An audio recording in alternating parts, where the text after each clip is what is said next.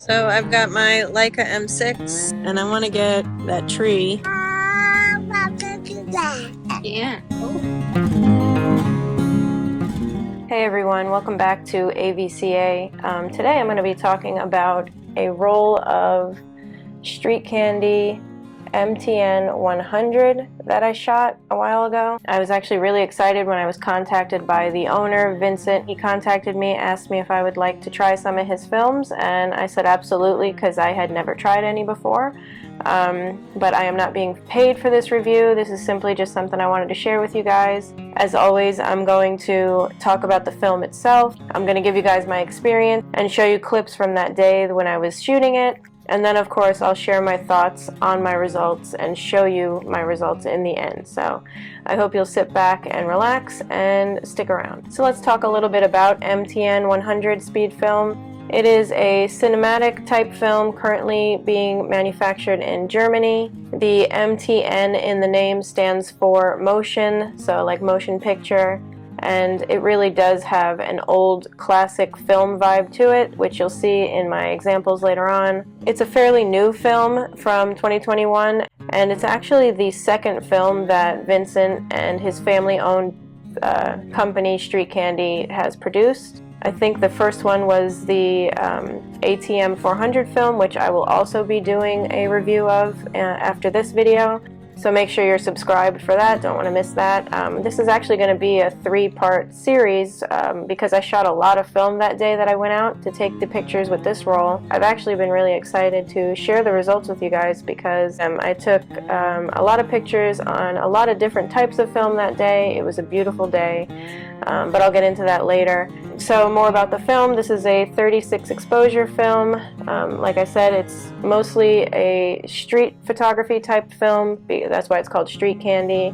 So it has that really contrasty look that people want, that adds drama to their photos when they're taking photos on the street. It has high sharpness. It can be pushed to stop, but I haven't done that myself. Great tonality in the gray tones. Another thing to keep in mind though is the cassettes that they're in are these plastic reusable cassettes, so they don't have DX codes. So if you're using a point and shoot camera and you need a DX code, I'm not sure how that would work, but there's more information on their website. They have a lot of information on how to shoot the film and recommendations. So now I want to talk about the day that I went out and shot this film. So I shot this roll using my Leica M6 and my Voigtlander 35mm f2 lens, and then I developed it at home myself using D76 stock chemicals. And this day that I went out and took all these pictures is actually back in January of this year, so it was a while ago. I just haven't been able to have the time to sit down and share this with you guys. So I'm kind of excited to look over them again and get to talk about it with you guys. So let's look over the results now. It was a beautiful, cool day that day, and of course I just wanted to be outside. In Florida, you always want to take advantage of the days when it's nice and cool outside. We went to a downtown area down in Stewart, and our first stop we decided to park by this huge banyan tree that was in this parking lot next to a bank. And of course I had to get out and take a picture of this tree because the stark contrast of this giant, who knows how old this tree is, sitting in the concrete parking lot next to this concrete building, to me was just such a stark contrast, and there was buildings all around it.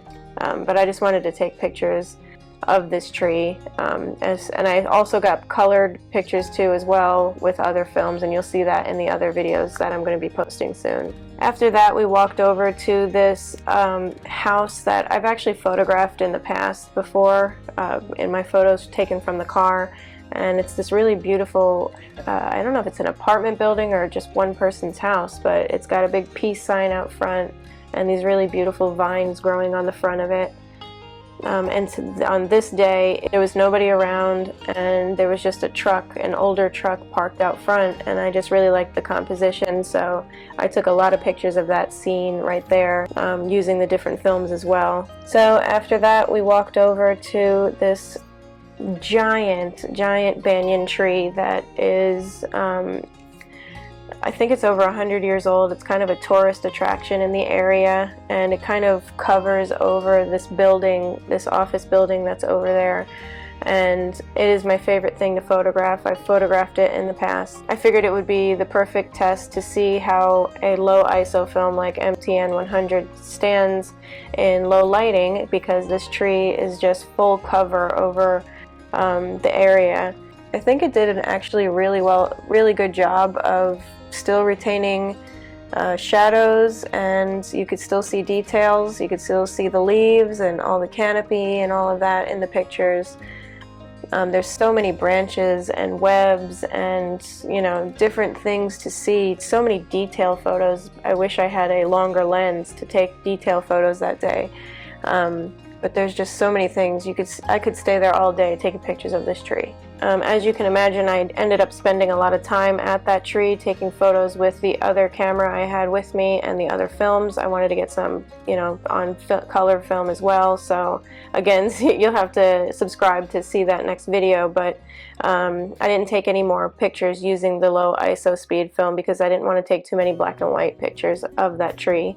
But after that, it was getting late, so we decided to go take a drive not far from where we were, to the beach. Alright, so now we're gonna try to head towards the beach. So I got a couple of good pictures, and I used up 2 rolls of film already, so see if I have enough film for the beach. Or Elena had never been to the beach at this point, and we were excited to get to bring her there, and I was excited to have a place to go take more pictures. But unfortunately, when we got there, the wind was insane. It was whipping the sand at us, which is obviously not ideal when you have film cameras or any kind of camera. You don't want sand being whipped at your camera. So we didn't get to sit and, you know, play with Lainey in the sand or anything like too much. I did take some pictures on Lomography's new 92 film and some other films, as well as the MTN100. So at least I did get some pictures of that day. I love this one of Elena standing in front of these 2 guys who were having a long chat. I thought it was so funny the way she's standing in the foreground, you know, kind of sized up in front of them, and a lot of the people around were getting a kick out of her. You can see how strong the wind was blowing by how her hair is blowing back. But also you can see, like from this photo, of the sand and the surfboard from the lifeguards laying in the sand.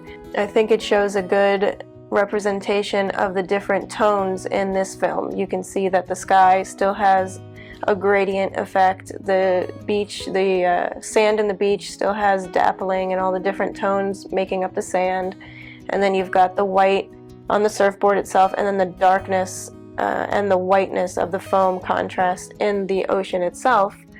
So I think this photo is really representative of the tonality of this film, which is really nice. And I hope that helps you guys, you know, get an idea of the contrast of the film, the sharpness of the film, and how much tonality it has. So a few things had gone wrong besides just the wind being so strong, but I'll get into that again in that video. I don't mean to keep bringing up the next videos, but a lot of things happened that day, so I hope you guys will subscribe and stick around for those videos, because I have a lot more to share from that day. So that ended at least the part of the day that I was shooting this film. So that's the end of that, but I would like to give my final thoughts, and then I'll leave you with some more pictures and examples. So overall, for my final thoughts on the film, I think it's a really nice black and white film, especially for ISO 100. Other ones out there are Ilford's Delta 100, there's Kodak T-Max 100 as well.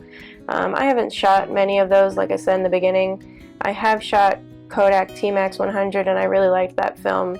I would say that one has a little bit more contrast than MTN100 would, and maybe not as much tonality, but I think it's a really nice option, especially for street photographers. I'm not a street photographer. It can also serve as a really nice everyday black and white film. It doesn't have to be for street photography.